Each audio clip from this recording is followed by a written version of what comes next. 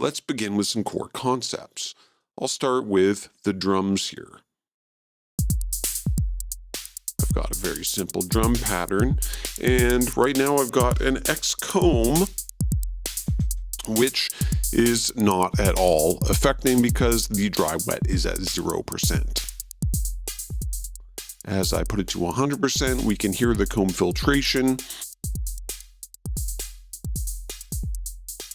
which remains in key with the selected scaling key specified by this instance of Global Hub. So everything will be in the Aeolian scale and the key of C throughout my set. And so long as the Global Hub icon is activated, these are grayed out, just sort of indicating that while you can change them momentarily, they're controlled by Global Hub and will be saved with your set with the settings of Global Hub. However, I can store them locally by switching to the pin mode. And if I change them when I switch back to global mode, it will inherit the global scale and key settings. And now you'll notice in Aeolian C, as I advance the note dial, it skips C sharp because C sharp is not in the scale of C minor. Same with E and F sharp, for example. Now I would need to increase the feedback and feed forward as well, perhaps, to really hear. Now there's a bit of a glide time on this as well, and that's just to smooth the transitions from one note to the next.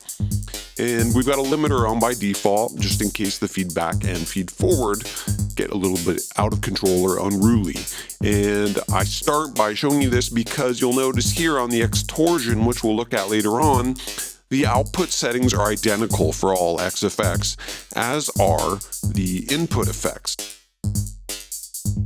And the input section allows me to specify which signal is processed by the effect. And right now, all the signal above -infinite dB is being processed 100%.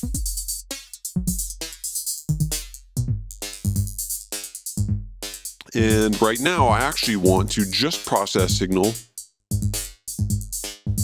above 18 dB. And when peaks exceed -18 dB, we can specify the attack and decay time. Now, that doesn't govern the degree of the feedback and feed forward, but it's the attack of the signal going into the comb or delay or whichever X effect we're using. And we can impose a bit of a fade in with that attack slope as well. There's by default 1 millisecond on there to keep things a bit smoother. And we can invert which realm of a signal is being affected by switching to below mode. So now it's only signal below -18 dB that's being passed through the comb filter. So that produces a much different result when I adjust the dry wet again, but I'm just leaving it all the way wet for now to hear the differences.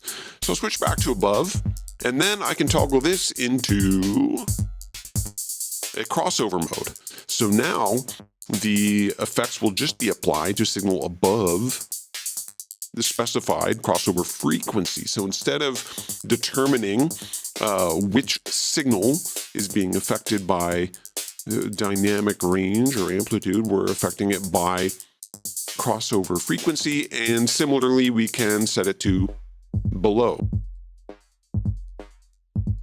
So now it's only processing signal below the specified crossover. But for now, I'll switch it back to threshold and set it back to above. And now we can play around with the X comb in a little greater detail. Now, again, these input processing controls are the same for every XFX device. And we can, of course, increase or attenuate the input and output gain. And this is another reason the limiter comes in handy. So yeah, by default, we are in notes mode. And we can detune it a little bit with some stereo differential. And hopefully you're hearing the melodic nature of the notes, which are conforming to the Aeolian C scale. But we can also switch it to a standard time-based comb filter. And it will try its best to switch seamlessly between the notes and time value.